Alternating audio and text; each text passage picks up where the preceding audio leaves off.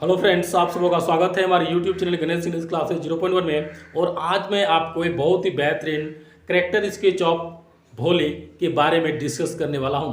Character sketch भोली का बहुत ही इम्पोर्टेंट है, जो आपके फाइनल एग्जाम में ये आने ही वाला है। तो दोस्तों, आप से आग्रह होगा कि इसके सबसे पहले मीनिंग को आप समझ लें, फिर आपको मैं इनका पूरा सारांश आपको फेस टू फेस बताने वाला हूं। तो दोस्तों, आप बने रहें और देखें करेक्टर स्केच और भोली का क्या है और क्या उसकी कारनामा थी कि भोली आज प्रसिद्ध है और इसके कारण आज हमारे टेक्स्ट बुक में वो प्रमुख रोल अदा करती है। तो हम लोग करेक्टर स्केच और भोली को बारीकी से देखते हैं। सबसे पहले देखेंगे कि Bholi was the fourth daughter of Ramlal, यानी रामलाल का चौथी पुत्री भोली थी। She was a little sincere childhood, यानी बचपन से वो बहुत छोटी थी, यानी देखने में क्या थी, वो बहुत छोटी थी, साइज उसका छोटा था। She had many small pox marks in her body, और उसके पूरे फेस पर, पूरे चेहरे पर स्मॉल पॉक्स मार्क्स था, यानी चेचक का धब्बा था, चेचक का चिन्ह था। So the parents of Bholi were worried about her marriage, इसलिए उनके जो माता पिता थे, यानी दोनों बहुत ही चिंतित थे कि किसके लिए, तो उनकी शादी के लिए, यानी भोली की शादी के लिए उनके माता पिता बहुत ही चिंतित रहा करते थे। They were thinking that no any bridegroom will be agree to marry with her because she was neither good looks nor intelligence, क्योंकि वो सोच रहे थे, यानी भोली के माता पिता ये सोच रहे थे कि कोई भी जो दूल्हे राजा है वो इनको लाइक नहीं करेगा, यानी कोई भी लड़का इनको शादी के लिए लाइक नहीं करेगा। क्यों? क्योंकि वो न तो देखने में अच्छी है और न दिमाग से अच्छी है, यानी हर प्रॉब्लम था, हर कुछ में उनके साथ प्रॉब्लम था। और यही कारण था उनके जो माता पिता थे वो बहुत ही टेंशन में जिया करते थे, बहुत ही सोचा करते थे कि कोई ऐसा व्यक्ति होगा जो इनको शादी करेगा, क्योंकि न देखने में अच्छी है और न ही पढ़ने में और न दिमाग से अच्छी है। क्यों? कि वो बोलती भी थी तो डबल बोला करती थी, यानी बहुत सारी समस्याएं भोली में था, और यही कारण के माता पिता बहुत टेंशन में रहा करते थे। When Bholi was admitted to the primary school she was very unknown, जब उसको प्राइमरी स्कूल में एडमिट कर दिया गया तो बहुत ही अपरिचित थी, बहुत ही डरी हुई थी और बहुत ही टेंशन में थी। कौन? Bholi. But some days after she felt happy due to the many girls and love of the class teacher, यानी बहुत सारी गर्ल्स थी और उनकी जो क्लास टीचर थी ना, क्लास टीचर उसको बेहद लाइक करती थी, और यही कारण है कि कुछ दिन के बाद क्या हो गई, वो घुल मिल जाती है। अगला है The class teacher gave many rules and regulation of discipline which was very important for her life, और जो क्लास टीचर थी वो बहुत ही अच्छे रूल रेगुलेशन के साथ उनको समझाया करती थी, बहुत अच्छे अच्छे रूल रेगुलेशन उनको दिया करती थी। और यही क्या हुआ, उनके लिए एक वरदान साबित हुआ। किन के लिए? तो भोली के जिंदगी के लिए, भोली के लाइफ के लिए।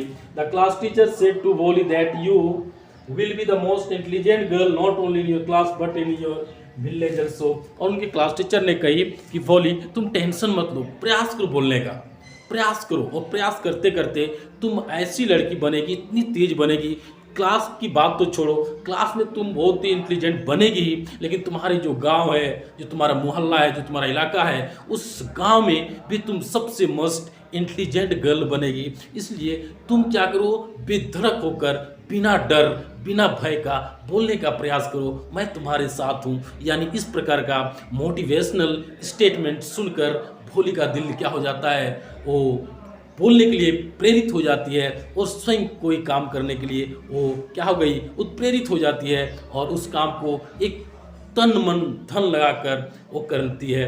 यानी क्लास टीचर की बात को सुनकर भोली क्या हो जाती है, प्रयास करती है, और प्रयास करते करते वो बहुत ही एक इम्पोर्टेंट बच्ची बनती है। ठीक है। Ramlal arranged her marriage with Bishambar Nath, यानी बिशंबर नाथ नाम का एक युवक था, उनके साथ इनका शादी फिक्स करते हैं। कौन? तो Ramlal. Who was a rich man, जो एक क्या था, एक धनी आदमी थे, लेकिन दिल से बहुत ही घटिया इंसान थे।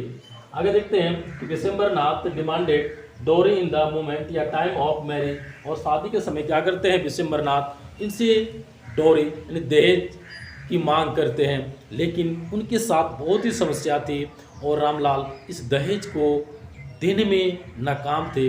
उस समय उसने प्रयास करता है, क्या करते देखते हैं कि but Ramlal requested for give the rest dowry after the marriage, यानी शादी के बाद वो इस दहेज को देने के लिए बोलते हैं, यानी वो रिक्वेस्ट करते हैं रामलाल विशंबरनाथ से कि शादी होगी, शादी के बाद मैं आपका जो भी रेस्ट दहेज है मैं आपको दे दूंगा। लेकिन विशंबरनाथ पूरे गुस्से में आते हैं और देखते क्या करते हैं, but Bishambarnath said without dowry I can't marry, और बोलते हैं कि बिना दहेज का मैं आपकी बेटी के साथ शादी नहीं कर सकता।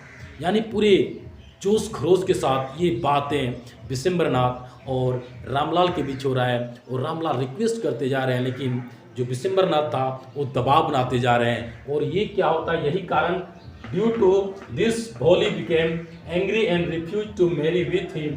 और क्या कहते ये तमाशा देखकर जो भोली थी तमतमाते हुए उठती है और ये शादी से इनकार कर देती है कि मैं ऐसे लड़के से शादी नहीं कर सकती, क्योंकि ये तो डॉरी को लव करते हैं, मुझे नहीं, इसलिए मेरी लाइफ क्या होगा, बर्बाद हो जाएगी, और ये शादी करने से इनकार करती है। अगला देखते हैं, at last she became a teacher on that same school, और वो जो भोली थी वो उसी स्कूल की एक शिक्षिका बन जाती है। तो दोस्तों आपको मैं ये बताया कि ये जो भोली का करेक्टर है बहुत इंपॉर्टेंट है और इसको आपको क्या करना होगा, थोड़ा सा समझना पड़ेगा। तो समरी आप कई तरह से लिख सकते हैं, बोल सकते हैं। तो सिंपली आप बोल सकते हैं कि Bholi was the fourth daughter of Ramlal, she was little sincere childhood, she was neither good looks nor intelligence, so the parents of Bholi they were thinking that no any bridegroom will be agree to marry, so they were mindly disturbed. They were so sad due to the problem of Bholi. After some times, Ramlal admitted Bholi into a primary school, but on that primary school, at first time she used to live very sad, but due to the some girls and love of the class teacher, she started to live with a jolly mood. But the class teacher used to give more and more statement about self-depend and about discipline. One day, the class teacher said to Wally, "Oh Wally, you will be most intelligent girl, not only in your class but in your village also." So she thought herself that I can do anything in my life. It is the life of Bholi. Ramlal went place to place, door to door, village to village for a bridegroom. But no any bridegroom agreed to marry with her because she was very little and there were so many pox marks in her body. And her brain was not so intelligent. Means she was neither good looks nor intelligence. Due to this problem, no any bridegroom agreed to marry with her. But at last time, Decembernath agreed to marry with her, but he demanded dowry. Ramlal requested that after the marriage, I will give all the amount of dowry. But in the time of marriage, Ramlal said, I will give money after the marriage. But Decembernath demanded dowry continue and said, promise that if you will not give me dowry in this time, I can't marry with your daughter. Bholi stood up angrily and said, oh mister, you love dowry, not me. So I refuse to marry with you and you can go out from my house. All the person became very anxious to listen these types of statement. And Bholi refused to marry with Decembernath. And at last time, she promised with her parents that parents, don't worry, I will live unmarried in my life and I will solve your problem. And at last time, Bholi became a teacher on that same school. So it is a summary of Bholi. So please try to understand and you can write character sketch of Bholi in details. Thank you friends, फिर अगले video में हम लोग मिलते हैं, तब तक के लिए थैंक्स, बाय।